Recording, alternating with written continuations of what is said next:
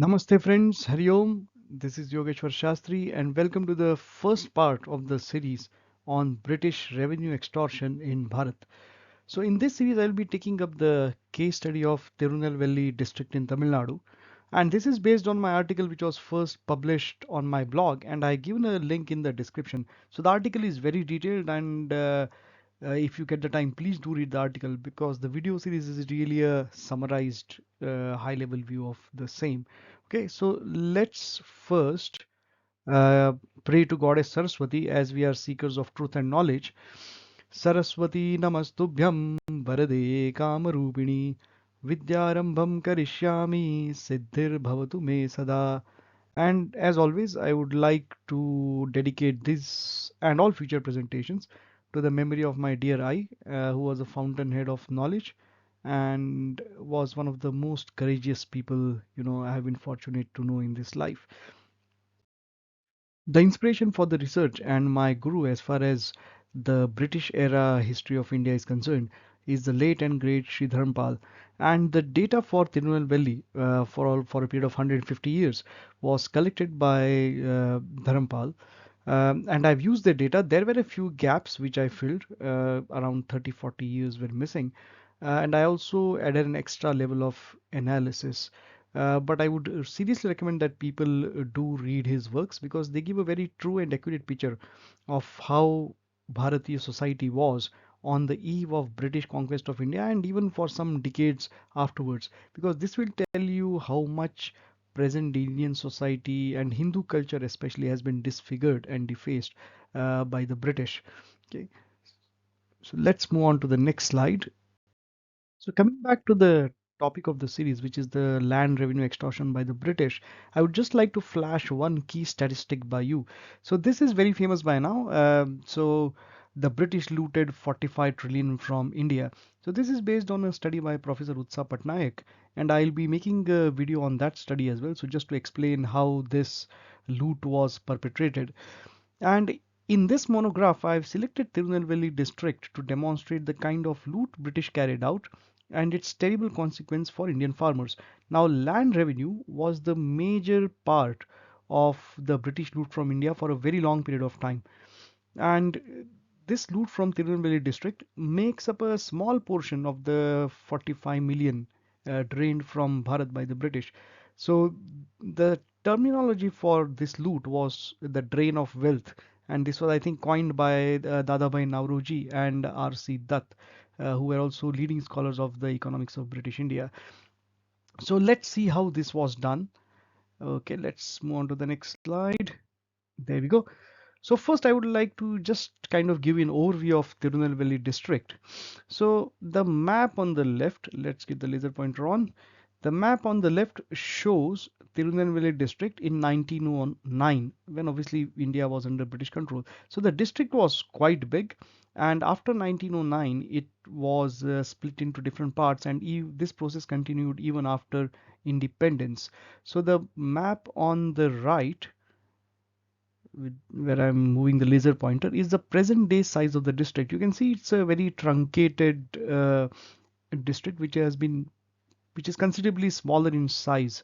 So present day Tirunelveli district is in the shape of a wedge and is bounded by Kanyakumari on the left. So here's Kanyakumari, uh, Thoothukudi on the right, and Tenkasi over here. Okay. So Tirunelveli was also known as Tinnevelli by the British. So the British obviously couldn't pronounce anything straight. So Kanpur became Kanpur, and Pune became Pune, Mumbai became Bombay, and so forth. So Tirunelveli became Tinnevelli. Okay, so let's move on to the next slide. So in terms of topography, Tirunelveli is a very interesting place because you get all kinds of landscapes over there. So you've got almost semi-desert plains. So the photograph on the left is what is known as a rain shadow region, and in the background you can see the mountains which basically block off the monsoon, and it results in a big arid belt. Then you've got the coastline which has got almost semi-desert like sand dunes and that kind of thing, where there's very little possibility of growing anything. And then you got the river fed areas which have got a network of canals which are very fertile. So it's got everything. So it's got forests, it's got barren land, and it's got sandy deserts on the coastline. So quite a lot of variety in the district. And you can guess that obviously the agricultural output will really grow from zero to very high depending on the type of land you have in the district. So let's look at the land revenue. How much land revenue was taken by the British over a period of roughly 147 years. So I'll go into the history of Tirunelveli district in the next part of the series. But first, let's have a look at how much money was actually looted. Okay, so the British formally came into control of the district in somewhere around 1799, and by 1800, their collectors were in place to kind of collect money or collect land revenue. So in from 1800 to 1836. Now I've divided the time periods uh, following the lead of Professor Utsa Patnaik. So she has divided the time periods for the British loot from India around 1800, 1836, 37 to 1900, 1901 to 1919, and I think from 1920 it goes to 1937 or something like that. But I have extended it to 1947 because we have got the land revenue data for that whole period of 147 years.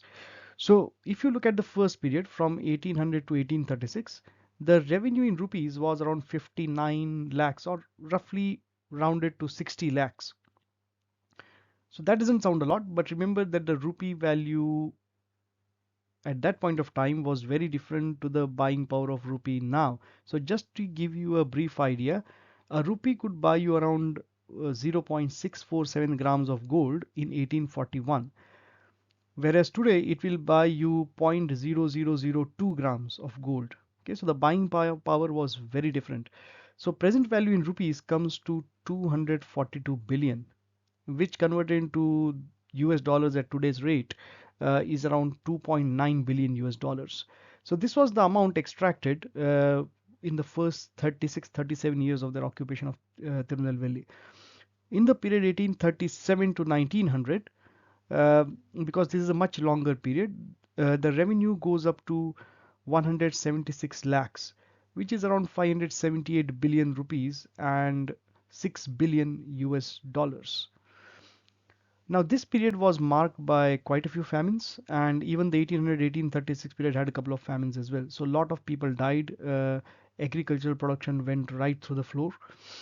1901-1919, so for a period of around 19 years, the revenue was roughly close to 57 lakhs, which is rupees 192 billion in today's amount, and comes to 2.31 billion US dollars.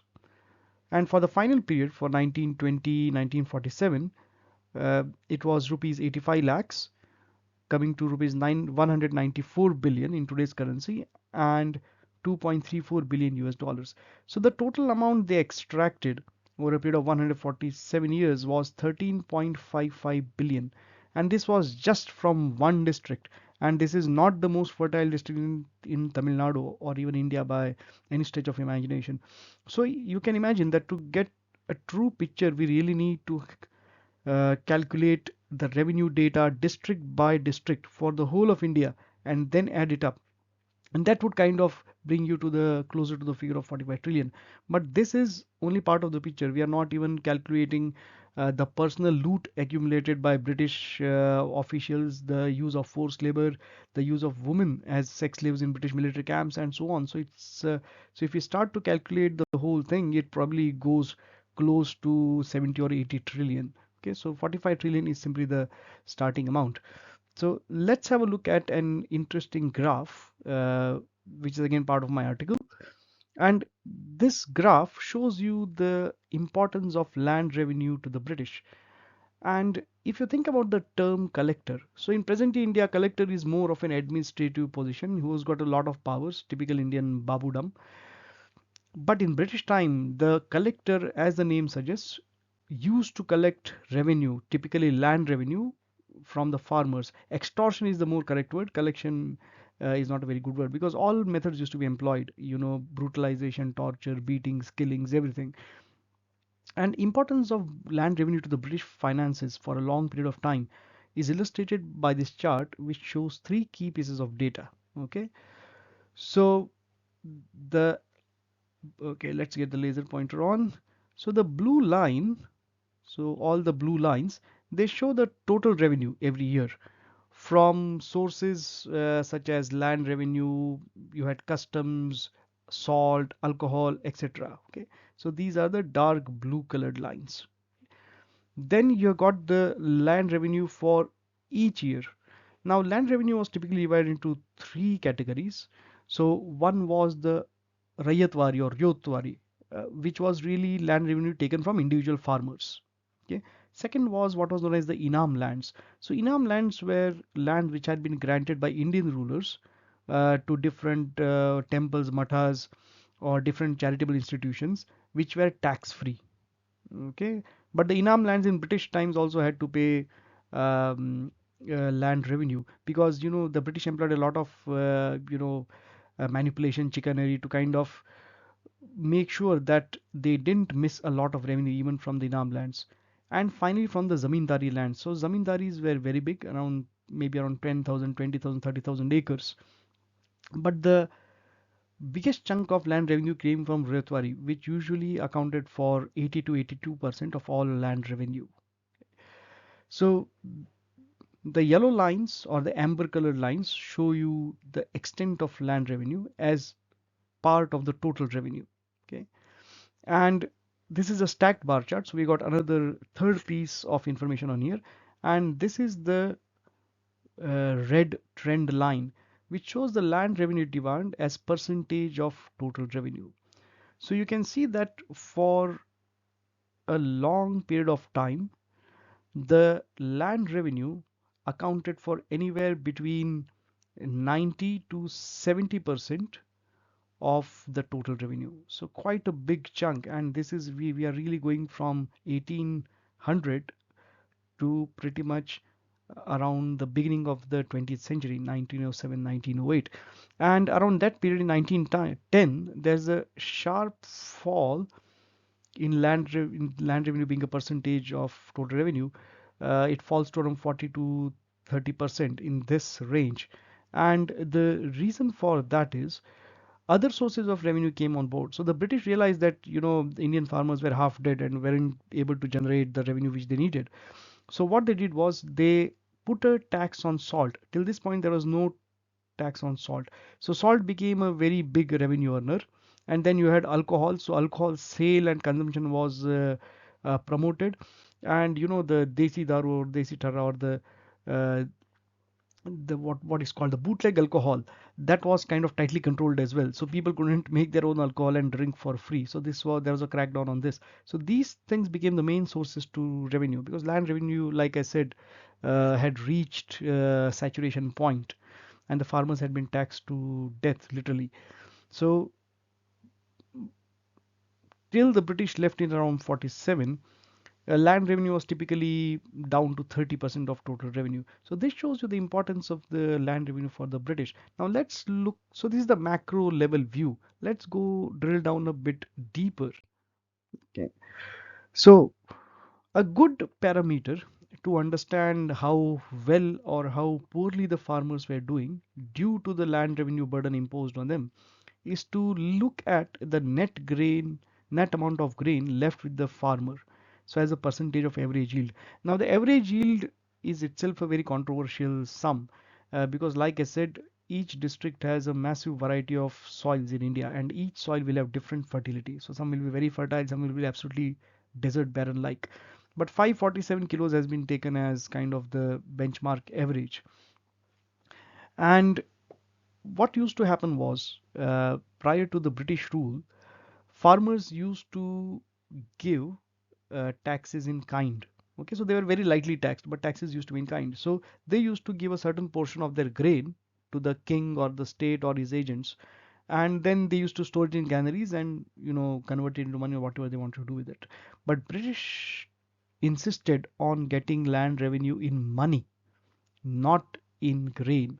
So in the beginning, they did take it in grain, but they put restrictions on farmers that you couldn't sell it unless the East India Company sold it. So they had a virtual monopoly on it.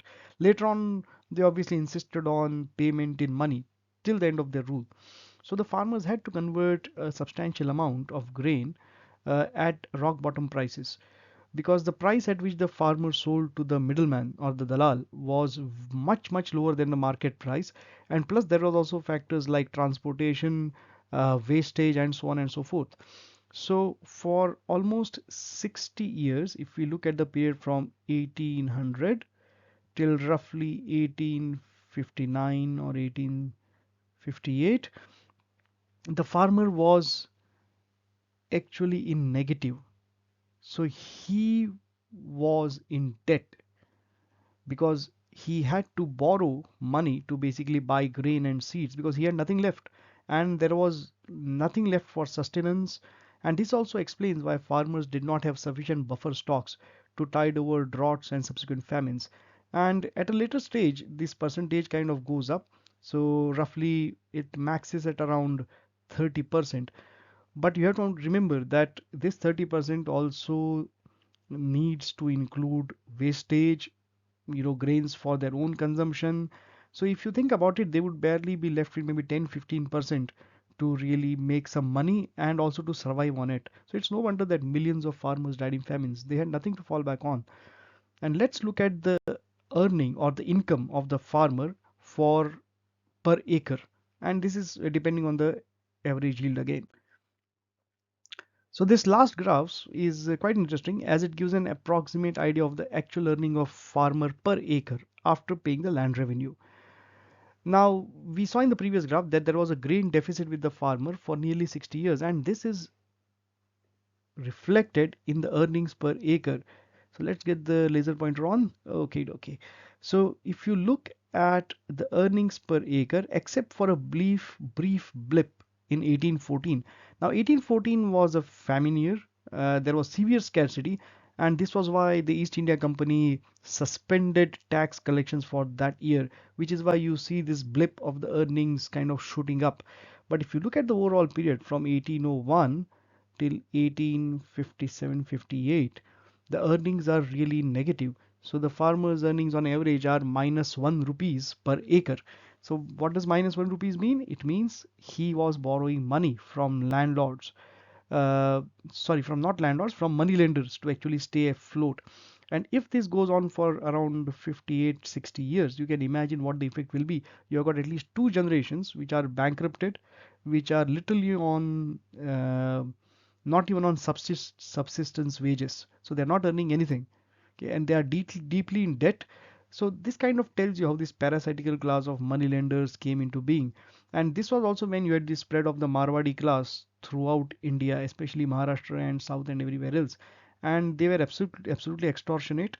And one of the uh, key reasons for the 1877 Deccan riots and the rebellion of Vasudeva Balwant Phadke was against Marwadi and Gujarati moneylenders, who were simply sucking the villages dry of all money. So to calculate this, I've used the index numbers published by the British occupation in India, and I've adjusted this for inflation as well. So for the later period from 1860s onwards till this data kind of goes on till 1931. It doesn't go on till 1947. So it ends roughly around 16 years before independence. So the average earnings were between 4 to 5 rupees per acre, which is again not very great. Plus we also need to factor in that he was also in debt and paying interest, plus buying seeds. So practically I think the earnings would really go down to maybe a couple of rupees per acre. So this was the situation, a very dire situation. And in the next part, we will look at the history of Tirunelveli district. In the first part, I really wanted to give you a high level view of how the extortion was carried out and what was the magnitude of the extortion. So next part we'll look at the history of the Tirunelveli district. Then we'll also look at the different revenue mechanisms the British enacted through the decades. They didn't have one thing because they were always um, kind of worried that they weren't getting all the tax they deserved. So they used to devise mechanisms to kind of fine tune the tax structure even more and it really went to crazy levels. So we'll discuss this all in the next few episodes. And if you have liked this video, thank you for watching. Please do remember to like, share, and subscribe, and I will see you in the next video. Thank you.